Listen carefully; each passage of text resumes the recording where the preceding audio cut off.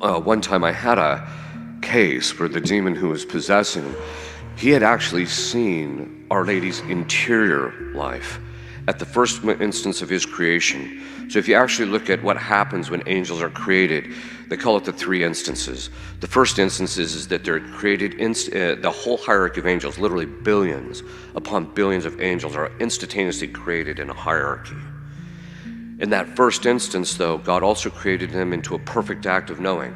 That meant that they knew who God was, what their relationship with him was, what their assigned task was for why he created them. That meant who and what they were, their nature. It also meant they understood their relationship to all the other angels.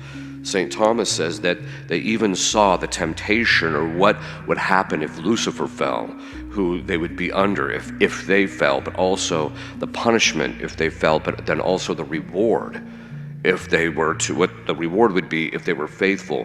They saw the totality of that all instantly at once.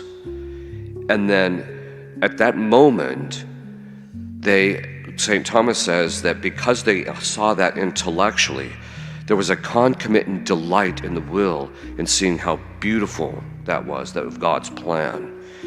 And then they made their choice, which in the second instance. And then the difference between us and angels is that we're pretty stupid, right? We're dumb. I mean, all you got to do is turn on the television and you get a pretty quick indicator of that, right? In fact, it seems like the number of people carrying around weapons-grade stupidity keeps increasing all the time, right? It's like, wow. That means that as human beings, whenever we make a choice is, the definition of choice is or a free choice is an attribute of the will in which the will is able to make a determination between goods. Okay. Now that determination means that when we make a choice, we kind of fix our will in something. And as time goes on, because we're not that bright, that fixedness that we have in relationship to the evil or the good is, it takes time to build up to where we become more and more fixed in it. Right? It doesn't mean we can't commit a mortal sin and therefore determine our eternal destiny, because if we die in the state of mortal sin or in the state of grace, God fixes our wills either in evil or in the good, depending on whether we're in the state of grace or not. Okay, so that's it. But with the angels, because they had perfect comprehension of exactly what they were doing, there was no ignorance, there was no weakness like us who, we see the chocolate and we're like, oh, gotta have the chocolate, right? They're not like that. They had full comprehension of it. That meant that their choice was much freer than ours is. And that means when they made their choice, they fixed their will permanently in that thing, whether it was good or bad.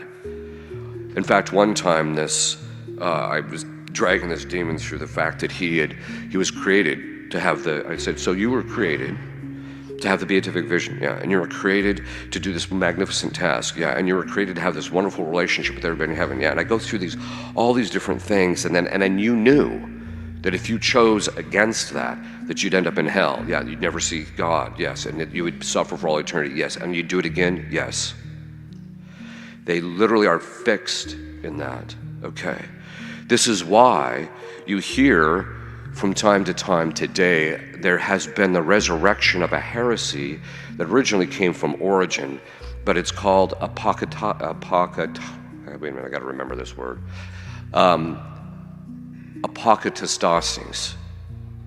It was a heresy that was formally condemned by the Council of Constantinople, which says that in the end, the people in hell will get a second chance or possibly get back into heaven. The church has formally condemned that proposition. Once you're in hell, it's eternal. Right? In fact, one of the things you actually see with demons, in sessions, you can actually make their suffering increase by talking about this is never going to end. The suffering you're undergoing is never going to end. And they recognize that. Right?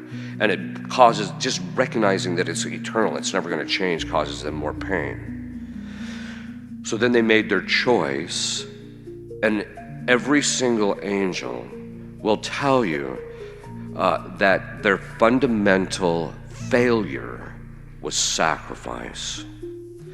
And the reason that it was their fundamental failure is because in their choice, St. Thomas says that they were originally created in this act of knowing, and so they saw all of the perfections that the higher angels and the saints and that God had, and they saw those.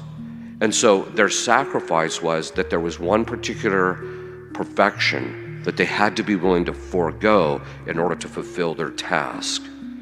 And if they sacrificed that to God, if they were willing to turn away from that, then God would actually reward them with eternal life. The third instance means that once they made their choice, they were immediately damned, or they had the beatific vision immediately.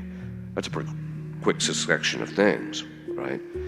And so right off the bat, they're either experiencing the pain of loss or they're enjoying the beatific vision. They're still in each other's presence for a little while. And this is one of the reasons why at a certain point God, and there's this battle that goes on in relationship to each other for a while, and then God gives St. Michael the power to cast them all into hell, right? So this is one of the things that happens. So why am I going into this?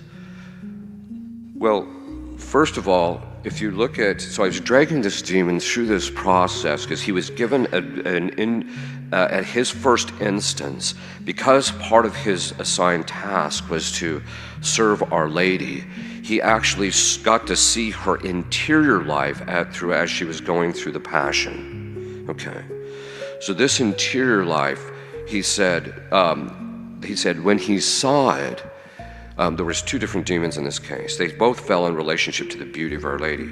But he said when he saw this interior beauty of Our Lady, it was so absolutely beautiful that he couldn't bring himself to share her, even with God. He wanted her for himself, right? And this gives an indicator of how beautiful it was that it took him when he saw this. The other possessor in the case was Beelzebub. Now, Beelzebub is another name for Satan. And he said when he saw that beauty of Our Lady, he knew he would always be second best. He knew that there was no way he would ever achieve that level of beauty, and he wanted that beauty for himself. So at a certain point, I said to Beelzebub, because he'd mentioned that, a little bit later during the sessions, I said to him, I commanded him to tell me, what about her beauty didn't you like? Because he refused God to serve God's will because he had given Our Lady this beauty and he didn't give it to him. And I said, what about it didn't you like? And he said, well, it was the purity of her beauty. I'm like, well, that's a pretty broad statement. And then I said, well, what about the purity of her beauty didn't you like? He said, it was the purity of her love. And I'm like, well, that's a pretty broad statement too. What is it about the purity of her love that you didn't like? He said it was the fact that when she sacrificed herself to God, she never once counted the personal cost. That means that Our Lady is different from every single individual sitting in this church. We always count the personal cost. We think about how much we're going to suffer when we have to give up something. Right? I mean, as an exorcist, a lot of times I'll tell people to start fasting, and then all of a sudden you get the wailing and gnashing of teeth. Oh, Father, I can't do this. You're just like, it's not that hard, right? The point being is that we count the personal cost, even in our own personal relationships. You see this even in marriage, where people are, there's the relationship, and to kind of circle around a little bit to that in relationship to woundedness, is that they're calculating how much they're willing to give their spouse based on how much it's going to hurt, right? Okay. So then he said, and it wasn't just the fact that she never counted the personal cost. He said that basically she never, any time God asked her of anything, she never took herself into the accounting of the equation of what was to be done. She just said yes, she just did it, right? So there's this complete selflessness in that process. So in that sense, she's different from all of us. She's different from every other human being because we count the personal cost. But then he said, and it wasn't just that. It was the fact that she did it over and over and over again and never counted the personal cost once. That means that not only is she different from all of us, she's different from every single saint, she's different from every single angel in heaven. All of the angels, in fact, he said, what made me so angry was the fact that she got to sacrifice herself over and over and over again, and I only got to sacrifice myself once. And so he said, knowing that, I knew I could never achieve the level of her interior beauty. Now notice what he's saying. One is that there's no angel that's like her either. This is why the saints say that the sanctity of Our Lady, well, let's just back up a bit. St. Louis Marie de Montfort says that a single sigh from Our Lady is more meritorious than all the martyrdoms and all of the prayers, sufferings, and good works of all of the saints combined. And the reason being is because there is no one who sacrificed, other than her son, who sacrificed herself in that manner. No one. And this is, and in fact, the saints say that even her sanctity is greater than all of the saints and all of the angels combined.